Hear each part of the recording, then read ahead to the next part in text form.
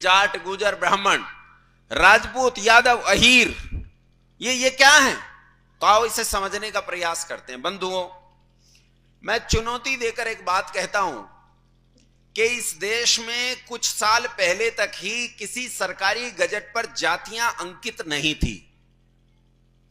2500 साल पहले इस देश में एक राजकुमार पैदा हुआ जिसका नाम था सिद्धार्थ। सिद्धार्थ राजा शुद्धोधन का पुत्र था। सिद्धार्थ ने बाद में सन्यास लिया और यह सन्यासी हो गया।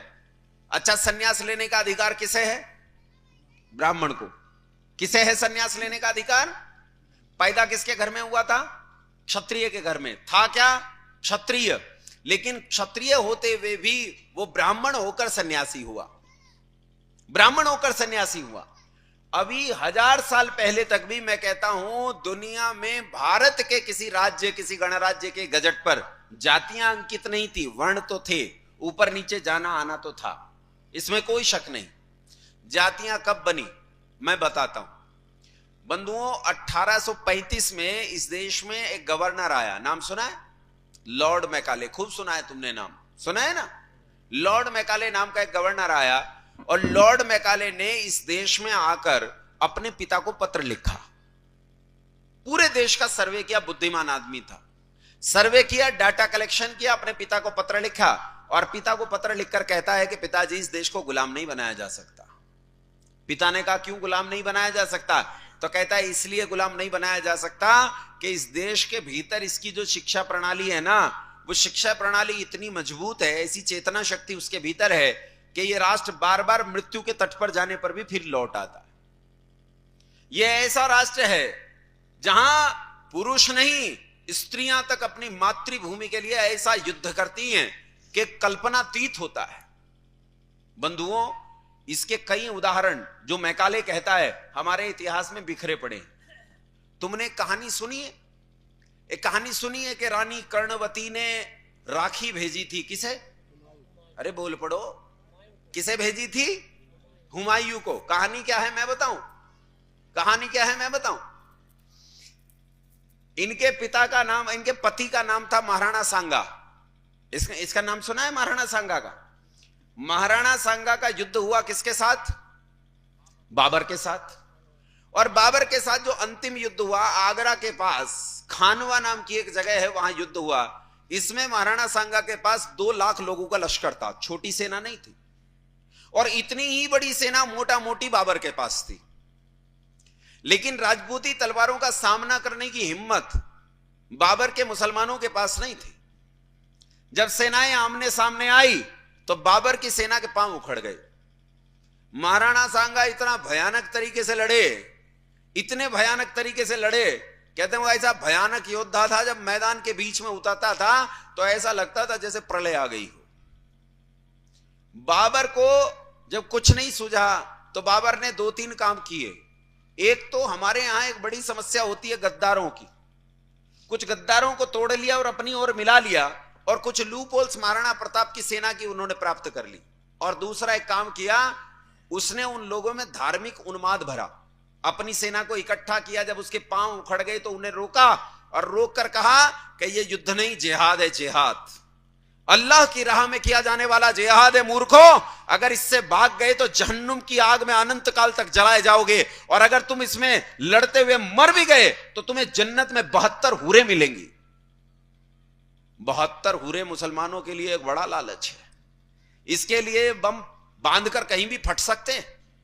और बाबर की सेना के सिपाहियों के पांव रुक गए, वो वापस लड़ने के लिए उतारो हो गए, और कुछ गद्दारों की मदद से महाराणा सांगा युद्ध में पराजित हो गए। मरे नहीं, पराजित हो गए। और इस पराजय में महाराणा सांगा के शरीर पर भयंकर घाव लगे। कहते हैं पूरा शरीर घावों से भर गया था। अतिशोक्तिपूर्ण काव्य करते हुए कवि कहता है 80 घाव लगे थे शरीर पर। एक आंख तो उनकी पहले फूट गई थी, एक आंख इस युद्ध में चली गई, और जो एक आंख बची थी उससे धुंधला धुंधला सा दिखता था, नाम मात्र का, दिखता ही नहीं था। तो कवि लिखता है, सांगा को 80 घाव लगे मर्रम पट्टी की आंखों पर, तो भी उसकी ऐसी बिजली सी फिर गई छपाछप लाखों पर। लोगों ने कहा आज लड़ने मत जाओ, दोनों आंखें फूट गई हैं। सांगा ने कहा जरूर जाऊंगा, मुझे लड़ने से कोई रोक नहीं सकता। युद्ध के मैदान में गया, लड़ा, शरीर पर घाव लग गए, और बंधुओं घाव लगा शरीर जब इनके सिपाही ने उठाकर युद्ध से कहीं दूर ले गए, तो दूर जाकर कुछ देशद्रोही गद्दारों ने इन्हें जहर लगा दिया इनके घावों पर, और महाराणा सांगा की इस तरह षड्यंत्र पूर्वक मृत्यु हो गई। उनके बाद बची चित्तौड़ की रानी कर्णावती। कर्णावती ने स्वयं शासन करना शुरू कर दिया। 2 पुत्र थे इनके, उन 2 पुत्रों को लेकर, नाबालिग पुत्रों को लेकर शासन करना शुरू कर दिया। और ध्यान से सुना तुम्हारी ये बात कि किसे राखी भेजी थी, किसे राखी भेजी थी? हुमायूं को। इस बात को ध्यान से सुनना। गुजरात का एक मुसलमान राजा था जिसका नाम था बहादुर शाह। बहादुर शाह ने चित्तौड़ पर हमला किया। बहादुर शाह और हुमायूं में आपस में झगड़ा था। बहादुर शाह ने चित्तौड़ पर हमला किया, और जिस समय बहादुर शाह चित्तौड़ पर हमला करने के लिए रास्ते में था, तो हुमायूं को सूचना मिली कि बहादुर शाह रास्ते में है। रास्ते में कोई हो तो उस पर हमला करना आसान होता है, जब तक सेना ने पड़ाव न डाल दिया। हुमायूं ने कहा जिससे बदला लेंगे इस पर हमला कर दो, और वो बहादुर शाह पर हमला करने के लिए निकल पड़ा।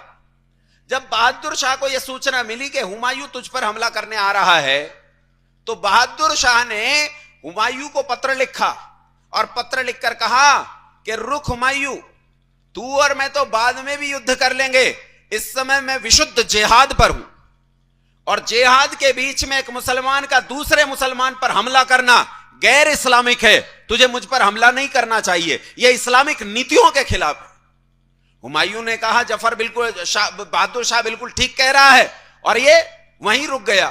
थोड़ी दूरी पर एक जगह है, मैं नाम भूलता हूं, वहां इसकी सेना ने पड़ाव डाल दिया कि पहले बहादुर शाह को चित्तौड़ को समाप्त कर लेने दो, उसके बाद लड़ेंगे। और बहादुर शाह ने निशंक होकर चित्तौड़ पर हमला करा। 40,000 लोगों का लश्कर चित्तौड़ को चारों ओर से घेर लिया, अंदर केवल 3-4 हजार भूखे प्यासे सिपाही। रानी कर्णावती ने देखा अब कोई उपाय नहीं है, उसने अपने सिपाहियों को कहा कि अब समय आ गया है, समय आ गया है कि राजपूती तलवारें अपना वो जौहर दिखाएं जिसे देखकर दिशाएं कांप जाएं। तुम डरो मत कि तुम 3-4 हजार हो, तुम लड़ो, और ऐसे लड़ो जो आज तक संसार में कोई न लड़ा हो। रानी की प्रेरणा पाकर ये 3-4 हजार भूखे सिंह किले का द्वार खोलकर उन 40,000 भेड़ियों पर टूट पड़े, और इन्होंने ऐसा युद्ध किया, ऐसा युद्ध किया कि उस दिन हवाएं थम गई। उस दिन सूर्य इसलिए उदय हुआ था कि वो इनके शौर्य को देख सके। उस दिन धूल जमीन से इसलिए उठी थी कि वो इनके मस्तक चूम सके। उस दिन हवाएं इसलिए बह रही थी कि वो इनके पांवों को चूम सके। बंधुओं, ये अद्भुत लड़े, लेकिन लड़ते तो क्या करते, 3-4 हजार कितना लड़ते। अंततः ये उस बहादुर शाह की आधी सेना को खाकर मर गए, मिट गए। अंदर बची केवल स्त्रियां। इन स्त्रियों को इकट्ठा करके किले को बंद कर लिया।